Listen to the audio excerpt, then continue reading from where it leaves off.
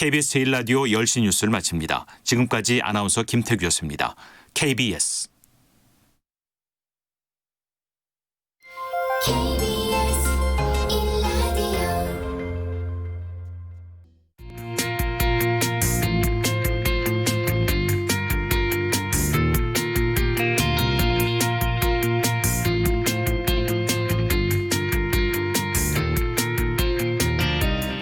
정용실의 뉴스 브런치. 안녕하십니까, 정용실입니다. 인터넷 쇼핑 물류센터와 관련이 된 코로나19 확진자 수가 지금 빠르게 늘고 있습니다. 물류센터 내 감염 원인에 대해서는 여러 가지 지금 추측들이 나오고 있는데요. 무거운 택배 상자를 반복적으로 옮기다 보면요, 답답하기 때문에 힘드니까 마스크를 내리게 되기도 하고요. 또 많은 인원이 동시에 그 작업을 하기 때문에 물리적 환경이 또 문제가 될 수도 있습니다. 근데 무엇보다 아프면 쉬어야 한다, 이런 방역 수칙을 지킬 수 있는 상황인가, 여기에 또 의문이 제기가 되고 있죠. 실제 일하시는 분들은 지키기 어려운 게 사실이다, 이렇게들 말씀을 하고 계시네요. 자, 내가 감염이 될 수도 있고 또 남에게 피해를 줄 수도 있기 때문에 아프면 쉬어야 됩니다. 하지만 일용직, 단기 아르바이트 근로자들은 갑자기 쉰다면 수입이 끊기게 되고 일자리를 또 잃어버릴 수도 있기 때문에 아프면 쉬어야 한다는 당연한 말이 당연하지 않게 돼버리는 거죠. 고용 불안에 시달리는 다양한 직업군의 종사자들 다 비슷한 상황이 아닐까 하는 생각이 드는데요. 평상시에는 몰라도 재난 상황에서만큼은 아프면 쉴 수 있는 그런 노동 환경을 만드는 일, 사회적 방역 대책으로서 중요해 보입니다. 자, 5월 28일 목요일 정용실의 뉴스 브런치 시작하겠습니다.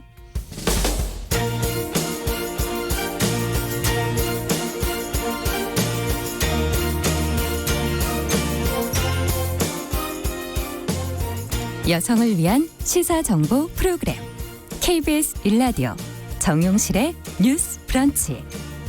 여러분의 의견을 기다립니다. 샵 9730으로 문자 보내주세요. 짧은 문자 50원, 긴 문자 100원이 부과됩니다. 네, 정용실의 뉴스 브런치는 항상 여러분들과 함께 만들어가고 있습니다. 문자 KBS 콩, 유튜브 라이브 저희가 실시간으로 계속 열고 있고요. 벌써들 많이 들어오셨어요. 미무수아님, PL2020님, 최희철님, 써니스카이, 전원생활, 박진호님, 정경숙님, 김복경님 이렇게 들어오셨고요. 유튜브로도 요즘에 많이 들어오시네요. 그리고 내가 왕이 될 상이요, 아카시스님 이렇게 이름이 재밌네요. 황산월님, 박현주님 이렇게 들어오셨습니다. 감사합니다. 자, 오늘도 뉴스픽으로 시작합니다. 두 분 모셨습니다. 더 공감 여성정치연구소의 송문희 박사님, 안녕하세요. 네, 안녕하세요. 네, 전혜연 시사평론가 안녕하십니까? 네, 안녕하세요. 네. 두 분도 다 여기 제가 하도 호명을 해서 제가 걱정을 하시더라고요. 방송 전에. 방송 시작 전에 미무수아님이 요즘은 안 들어오시나, 근데 딱 들어오셨더라고요. 이제 저희가 청취자들의 이 어떤 애칭을 외우게 됐습니다. 그렇죠. 이름을 잘 지어주셔야 돼요. 네. 내가 왕이 될 상이요. 그분은 관상을 보시면서 아마 큰 감동을 받으신 것 같아요. 저도 많이 감동받았던 영화입니다. 네. 자, 웃다 보니까 첫 번째 뉴스를 좀 이제 진지하게 좀 들어가 보겠습니다. 정치 뉴스로 오늘 좀 시작을 해볼게요.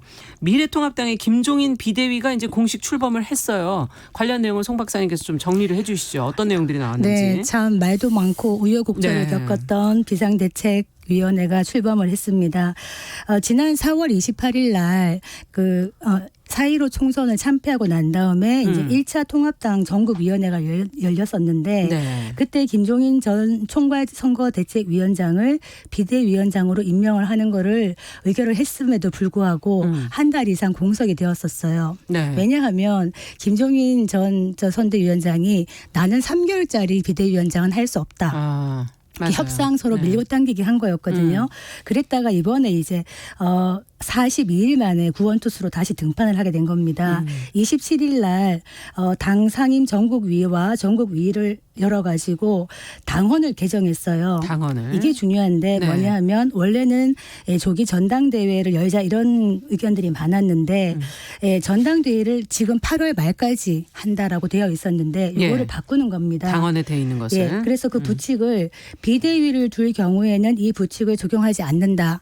그러면 지금 김종인 김종인 이제 비대위원장이 언제까지 할 수 있느냐? 내년 4월 재보궐선거까지 비대위원장을 할 수 있다는 겁니다. 네. 그러니까 이를테면 김종인 위원장은 비대위원회의 잔혹사를 알고 있는 거죠. 그러다 보니까 제대로 리더십을 발휘하지 못하고 힘이 없는 비대위를 내가 할 수 없다 이렇게 버틴 건데 결국에는 이제 협상이 성공했다 이렇게 보여져서 11개월을 맡으면서 아마 내년 4월까지 어떤 미래통합당을 바꾸어 나가는 이런 작업을 하지 않겠나 싶고요. 이번에 비대위원도 이제 9명 네, 했는데 네. 눈에 띄는 것이 30대 청년이 3명이 들어갔고요. 네. 총 9명 중에 그리고 여성 2명 들어갔습니다. 네, 그렇군요. 자, 뭐 어떤 지금 내용들로 더 구체적으로 가게 될지 이제 앞으로 지켜봐야 되겠지만 일단 지금 말씀해 주신 청년과 여성이 이제 들어가 있다는 점 또 그동안의 그 자유우파 타령은 이제 그만하라는 등 그 기존에 대한 것들을 좀 뭔가 변화시키겠다는 의지가 보이는 것 같아서 어떻게들 지금 이 메시지를 읽고 계신지 이제 실천으로 어떻게 옮겨지게 될지 어떻게 평가하십니까 두 분은? 제가 예전부터 보수의 어떤 혁신을 얘기하면서 얼굴 포장만 바꾸지 말고 완전히 생각을 바꿔라 가치를 재정립하라는 네. 얘기를 했었는데요. 김종인 위원장이 그렇게 얘기를 했습니다.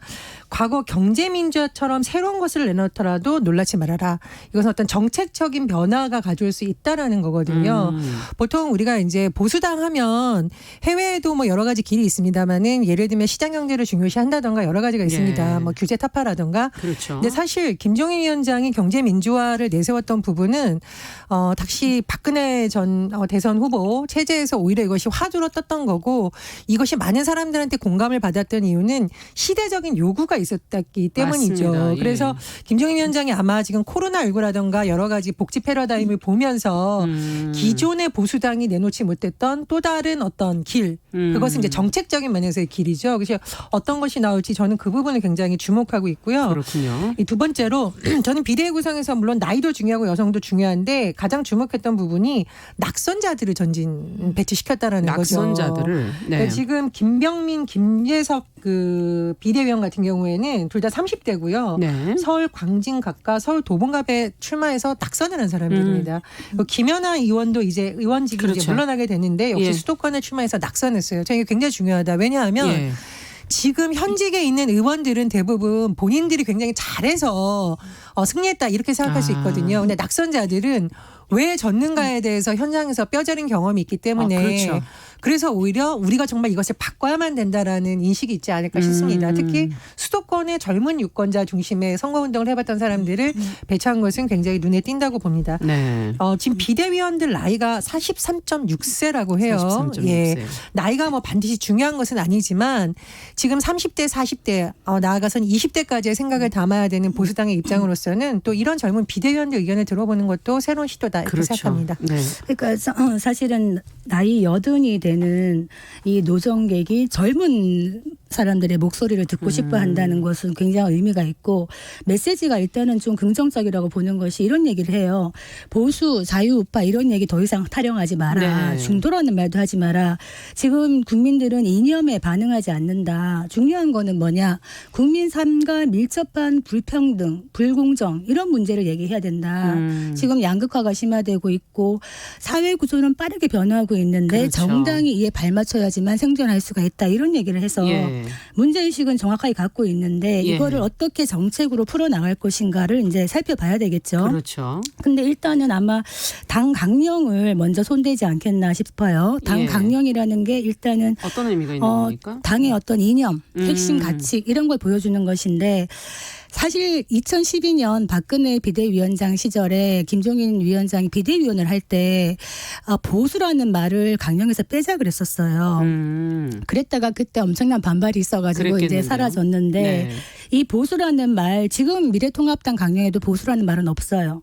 대신에 이제 보수의 가치라고 할 수 있는 뭐 시장 경제 질서, 자유민주 그렇죠. 그리고 뭐 법치, 안보, 북한 이런 얘기를 하고 있는데 기본적으로 이 강령 자체를 국민의 삶에 밀접한 시급한 강령을 바꿔 나가겠다. 그래서 아마 그런 정책을 갖고 있는 것 같고 즐겨 보시는 책이 뭐 마크롱의 혁명이라는 책이라고 하는데 네. 한국에도 40대 경제 기술론 계속 얘기하잖아요. 그래서 그것 때문에 반발을 사고 있죠. 홍준표, 유승민 쟁쟁한 대권 네. 후보들한테 이미 지난 대선 때 검증받았다. 안철수 후보는 다른 당이지만 이런 얘기하면서 40대가 좀 경제 기술론이 되면 좋겠다 이런 얘기를 하다 보니까 당내 반발은 있는데 그렇다고 해서 뾰족한 대책이 없지 않습니까? 미통당이 새롭게 태어나지 않는다면 선택받지 못할 거라는 위기감은 다 있기 때문에 그렇죠. 아마 헤쳐나가지 않을까 이런 생각이 듭니다. 네. 저는 이번 총선에서 통합당이 창패한 이후로 일부 정치인들이 언론 인터뷰를 한 거 보면서 참 마음이 씁쓸한 부분이 있었는데 선거에서 왜 패배한 것 같냐라고 했을 때 현 정부에서 뭐 현금을 살포해서 졌다라든가 그래서 그런 식으로 상대방에게서 어떤 원인을 찾으려고 네. 하면 혁신은 되지 않습니다. 그렇죠. 그래서 내부에서부터 혁신의 어떤 요인을 찾아야 된다고 하고요. 두 번째로 지금 김정인 위원장이 가장 강조하는 것이 시대의 변화를 자꾸 얘기하고 있거든요. 네. 저는 통합당이 4번이나 선거에서 진 것이 변화, 국민의 변화, 시대의 변화를 잃는데 좀 둔감했기 때문이라고 보고 있습니다. 예를 들면 조금 오래된 사례이지만 이 김정인 위원장이 오세훈 전 서울시장이 옛날에 무상급식 투표했다가 예, 예. 결국은 시장직까지 물러나게 됐는데 거기에 대해서 뭐라고 했냐면은 이건 제가 한 얘기가 아닙니다. 예, 예. 그대로 그냥 하면 참 바보 같다고 생각했다. 이렇게 뭐 공개석상에서 얘기를 했다고 전해지고 있어요. 왜냐하면 당시에 한나라당이 반대한 논리가 이건희 아들에게도 공짜로 밥 주란 얘기냐 이렇게 했다는데 이건희 아들이 우리나라에 몇 명이냐 있냐 이렇게 지적했다는 거죠. 그것은 뭐냐면 대다수의 국민들은 이미 복지 패러다임으로 생각이 옮겨가고 있는데 네. 보수당은 그것을 못 읽고 있으니까 그것이 참 안타깝다는 뜻으로 보입니다. 막 오세훈 전 서울시장도 수긍했다라고 하는데 이런 어떤 시대의 흐름에 따른 패러다임을 잃는 눈이 있어야 된다고 보고요. 그렇죠. 더 이상 그런 타령하지 마. 자유파 타령하지 말자라는 것은 네. 과거가 더 이상 먹히지 않는다. 지금 뭐 코로나19도 겪었고 심지어는 뭐 우리 긴급재난지원금 과연 할까 했는데 하고 있지 않습니까? 그렇죠. 예. 네, 그런 시대의 변화를 잃는 눈이 이제는 필요하다는 강조한 점. 그런 점을 좀 봐야 된다. 근데 이제 쓴소리를 제가 하나밖에 할 수밖에 없는데 네. 김재민 위원장 하면 우리 경제민주화에서 빠질 수 없는 핵심적인 어떤 상징성 그렇죠. 있는 인물이죠. 네. 근데 이 지금 보수당에서 옛날에 경실모라는 모임이 있었어요. 그게 뭡니까? 경제민주화 실천 모임이라고 해서 네. 당시에 이 모임을 주도했던 의원이 이혜훈 의원, 김세연 의원, 네. 다 남경필 경제 쪽에 의원, 관심이 예, 많은 이런 분이네요. 의원들이었습니다. 네. 그러니까 기본적으로 좀 젊고 네. 경제 문제에 관심이 많고 불평등을 해소하자는 의원들이 모였는데 사실 경실모가 열심히 활동을 했지만 지금 보면 그 멤버들이 굉장히 정치 정말 잔혹사를 겪었죠. 그렇죠. 탈당. 낙선한 그렇죠. 분 탈당. 낙선한 예. 사람, 다른 당으로 갔다가 복당한 사람, 또 김세현 의원 같은 경우 불출마를 선언했는데 아마 이 의원들의 이런 잔혹사가 된 것은 개인의 역량의 문제라기보다는 이 사람들이 경제민주화를 실천하려고 했던 노력이 당내에서 관철되지 않았다라는 좌절감도 좀 반영되지 않았을까 싶습니다. 그래서 김정인 위원장이 이번에 어떤 정책에서 새로운 화두를 내놓는다면 이번에야말로 그 화두가 실천돼야 되는 것이지 그렇죠. 그냥 보여주기식 정책으로는 좀 안 된다. 그렇게 쓴소리를 하고 싶습니다. 시간도 아주 많은 것도 아니고요. 네, 예. 그러니까 미통당이 그 문재인 정부의 어떤 실정만 비판하는데 머물러서는 발전이 없는 거죠. 그래서 국민이 원하는 정책을 먼저 선점해서 내놔야 되는 네. 것이고 그래서 아마 김정인 위원장도 기본소득 얘기를 하고 있는데 문제는 기본소득 논의는 조금 더 이제 심도 깊게 여러 가지를 생각해야 된다라고 얘기하는 걸 봐서는 이런 부분도 아마 얘기는 되지 않겠나 이런 생각이 듭니다. 네. 자, 앞으로도 또 어떤 내용이 나오는지 저희도 옆에서 지켜보면서 같이 의견을 또 살펴보도록 하겠습니다. 자, 두 번째 뉴스는 경주에서 벌어진 그 스쿨존 그 고의 교통사고가 지금 보도가 되고 있는데요. 요 며칠 계속 지금 화제인데 반대되는 의견도 지금 나오고 있어요. 그래서 과연 진실이 무엇일까 하는 그런 생각이 들기도 하고 경찰이 그래서 합동 수사팀을 지금 구성을 했거든요. 어떻게 지금까지 보도가 나오고 있는지 전혜연 평론가께서 좀 정리해 주시겠어요? 예, 이번 사건이 굉장히 많은 사람들의 관심을 모았던 이유는 첫 번째 이제 스쿨존에서 일어난 사고라는 거. 두 번째로는 민식이법이 지금 예, 실행된 지 얼마 안 돼서 더하죠. 그렇습니다. 그래서 네. 뭐 아마 처벌을 완전히 피할 수는 없는 건데 이제 문제는 이 가해자라고 하니까 사고를 낸 측과 사고를 당한 측의 주장이 좀 엇갈리고 있고요. 이 주장 사이에서 쟁점이 되는 부분이 뭐 아이들 간에 폭행이 있었느냐 또 이런 논란이 되고 있습니다. 그러네요. 예. 사고가 지난 25일 일어났습니다. 경주에 있는 한 초등학교 주변 어린이 보호구역에서 발생을 했는데요. 자전거를 타고 가는 남자 아이 초등학교 2학년생이 뒤에서 달려오던 차에 들이받아져서 사고가 난 거죠. 네. 그래서 이게 왜 이렇게 논란이 됐냐면은 이 사고를 당한 남자의 누나가 이게 운전자가 뒤쫓아와서 고의로 사고를 냈다 이렇게 주장을 하면서 파문이 커진 동영상을 겁니다. 올려서. 예. 현재 뭐 알려진 바로는 아마 그 남자아이가 놀이터에서 여자아이를 때렸고 그 엄마가 이 남자아이를 차를 타고 쫓아오다가 사고가 났다고 하는데 좀 의견이 엇갈리고 있습니다. 네. 고의로 낸 것이 아니라 운전이 미숙하다 보니 뭐 차를 갖고 이렇게 세우지 못해서 된 것이다라는 의견도 있고요. 일각에서는 약간 고의성이 있는 거 아니냐 이런 주장이 나오고 있는데 경찰이 이에 대해서 수사팀을 꾸려서 앞으로 이제 수사를 진행한다고 합니다. 근데 이 부분은 제가 좀 전해드리면서 조금 조심스러운 부분이 말 그대로 이게 조사에 착수했기 때문에 고의인지 아닌지는 아직 판단이 나지 않았고요. 그렇죠. 예. 그리고 뭐 CCTV 분석이라던가 여러 가지 정밀 감식을 통해야만 또 결론이 나올 것 같습니다. 과학적으로. 네. 예. 어쨌든 지금 여러 가지 이야기들이 지금 인터넷에서 좀 반대쪽에서도 지금 입장을 내고 있는 것 같은데 계속 이야기가 돌고 있거든요.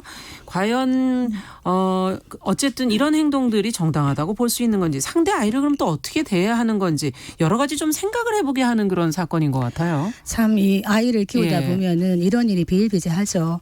내 아이가 맞고 오기도 하고 때리고 오기도 하는데 그렇죠. 저도 우리 아이 어릴 때 얼굴을 핥힘을 당해가지고 이제 손톱 자국이 엄청 많이 나서 왔더라고요. 근데 또 여자아이인데 얼굴에 손톱 자국은 오래 가거든요. 네. 좀 화가 나긴 났었어요. 근데 이제 그 아이 엄마랑 통화를 해서 이제 풀었는데 사실은 내 아이가 이제 좀 뭐 심하게 맞든지 이렇게 하고 오면 진짜 화는 나죠. 그렇죠. 마음은 상합니다. 네. 그런데 어른하고 아이의 차이가 뭐냐? 어른은 그래도 냉정을 잃으면 안 된다. 이런 시점에서 아이들은 또 싸우다가 아이들은 다음날 또 또 잘 싸우고 지내잖아요. 해해하고 이렇게 풀어요. 근데 네. 이게 어른 상황이 돼버리면은 정말 감정의 골이 깊어지거든요. 이번 사건 같은 경우에도 말씀하셨듯이 네. 고의성이 있느냐 없느냐 이제 밝혀져야 되는 건데 만약에 이제 그 순간에 분노를 참지 못해서 이제 차가 위험한 흉기에 해당될 수가 있거든요. 그럼요. 위험 물건에 그걸로 만약에 이제 쫓아갔다면은 그 행위 자체로도 일단은 조금 분노가 표명된 건 아닌가 싶은데 그런 말 있잖아요. 왜 참을인이 세 개면은 살인을 면한다. 예. 근데 순간 화가 확 올라올 때 예. 사람이 누구나 이 분노가 올라올 때가 있습니다. 분노 조절 장애라는 게 남의 일이 아니라 나의 일이 될 수도 있는 것이거든요. 그래서 그럴 때는 가장 간단한 방법 심호흡을 한번 하시라. 심호흡을 3번만 하셔도요. 조금 화가 가라앉습니다. 네. 그 순간만 넘기고 나면은 이런 행동은 없었지 않겠나 싶고 조사 결과에 따라 다르겠습니다만 아이가 얼마나 놀랐을까. 그렇죠. 네, 그런 생각은 듭니다. 네. 근데 저는 이제 교통사고에 대한 조사도 당연히 진행이 되겠죠. 그런데 그 애들끼리의 싸움이 있었는지 진짜 때렸는지도 사실은 조사가 그것이 돼야 진짜 됩니다. 학교 폭력인지. 예, 이제 예. 왜냐하면 우리가 일반적으로 아이들 싸움이니까 뭐 괜찮다고 하는 경우도 있지만 사실은 이게 만약에 반복되는 패턴이라면 예. 이 남자 어린아이도 좀 잘못된 행동을 이번 기회에 좀 교정해주고 뭐가 잘못됐는지를 알려주는 것이 필요하고요. 또 지금 이게 여론전 형성처럼 되고 있잖아요. 양측이 뭐 SNS에 그걸 글을 공개하고 올리고 그 동영상 뭐 CCTV 이런 거를 공개하고 이제 예. 이러다 보면 사실은 너무 어린 아이들의 신분도 노출되면서 이게 어른들 싸움으로 번졌는데 정작 피해는 양쪽 아이가 입는 경우도 있어요. 네. 그래서 이 부분에 대해서도 조금 이 분야에 대해서 뭐 심리 전문가라든가 아동폭력의 전문가들이 좀 중재를 해서 사건을 정확하게 밝히고 양쪽 부모에게 어떻게 대응한 것이 정확하게 알려주고 또 그 아이들에게도 이번 사건이 너무 큰 피해가 입지 않도록 하는 뭐 또 다른 측면에서의 전문성과 또 어른들의 주의할 점이 많이 필요하다고 봅니다. 네. 그 이제 아이들을 교육하는 데서 부모의 역할이 참 중요한 것 같아요. 근데 저도 가끔씩 갈등을 했던 부분들이 뭐냐 하면 사실 부모들이 요즘 너무 자기 아이들 중심으로 되게 귀하게 키우다 보니까 아이들이 조금이라도 손해본다든가 이런 걸 못 참아요. 근데 그것이 사실 길게 보면은 당장은 약간의 손해를 보더라도 또 나중엔 그게 큰 또 다른 걸로 돌아올 수가 있는데 네. 부모의 교육이 아이들한테 굉장히 중요하다. 이를테면은 어릴 때 놀이터에 가서 시소를 타잖아요.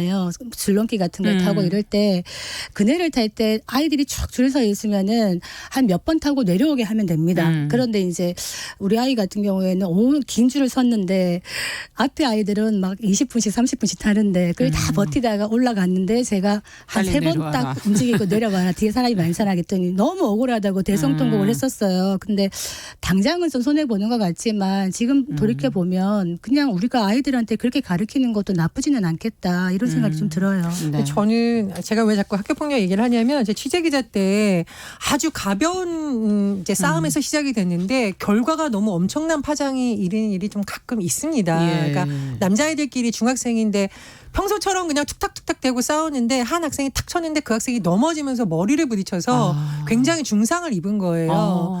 그런데 이제 원래 평소에 친했기 때문에 이 주먹을 날린 학생의 부모님이 처벌을 원하지 않는다. 조사도 원하지 않는다. 하면서 좀 마무리가 됐습니다만 그러니까 피해 학생의 부모님이 용서를 해준 거죠. 사실은 그 피해 학생이 굉장히 오랫동안 치료해받은 사례가 있어요. 그러니까 오히려 주먹을 날렸던 학생이 학교를 못 다니겠다. 너무 미안해서. 그렇죠. 예, 그래서 뭐 종교 활동을 하기도 하고 이런 사례가 있었는데 그래서 아이들의 싸움에 있어서 너무 감정적으로 대응하지 마시고 좀 어떻게 그리고 하는 그들이 것이 좀 처리하는 거를 조금 기다리시면서 천천히 예, 가보는 그게 거는 좋습니다. 어떨까 그런 생각도 그리고 들기도 부모가 하고. 대신 보복해줘야겠다 이런 생각은 절대 잘못된 생각이기 예. 때문에 아이들이 피해를 덜 입는 쪽으로 좀 현명하게 차분하게 대응하실 것을 좀 그러니까 말씀드리고 비폭력 있습니다. 교육이 정말 중요하죠. 그러네요. 그러니까 예. 꽃으로도 때리지 마라. 사랑은 절대 때리면 안 된다. 이런 교육을 뭐 남학생, 여학생 할 것 없이 평소에 해야 된다고 봅니다. 네. 자, 이 내용도 저희가 조금 더 추적을 해서 그 후에 어떤 결과가 나오게 되는지를 알려드리도록 하겠습니다. 정용실의 뉴스브런치 덕공감 여성정치연구소 송문희 박사, 전혜연 시사평론가와 함께 뉴스픽 진행하고 있는데요. 자, 이제 N번방 사건 이후에 지금 지켜보니까 10대 청소년들의 디지털 성범죄 상담이 최근에 늘고 있다 이런 보도가 지금 나오고 있어서 눈에 띄어서 저희가 한번 골라봤거든요. 전혜연 평론가께서 그 관련 내용을 좀 전해주시죠. 예, 성범죄 상담이 늘었다는 것은 두 가지 여러 가지 측면을 다 같이 봐야 됩니다. 그러니까 네. 실제로 범죄가 늘어서 상담이 늘 수도 있는 거고요.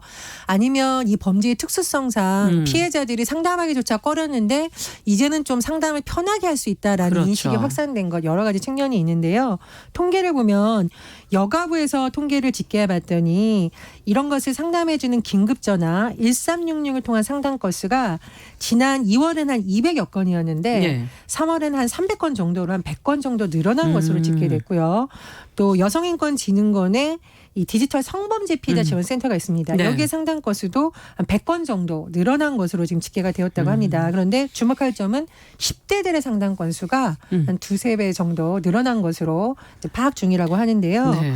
그렇다면 이것을 어떻게 봐야 될까? 네. 그러니까 사실 이 디지털 성범죄의 주요 피해층이 10대가 많습니다. 왜냐하면 이제 미성년자들이 이런 사건에 처했을 때 너 부모님한테도 알린다라고 하면 겁을 먹는 경우가 협박을 많거든요. 당하죠. 그렇죠. 어떻게 대응해야 될지 모르다 보니까 피해가 커지는 건데 그래서 이제 좀 10대들이 많이 상담을 하고 있다 그래요. 뭐 피해를 좀 얘기해도 될까요?라고 하면서 어떻게 보면 좀 용기를 내는 현상을 볼 수 그러네요. 있겠죠.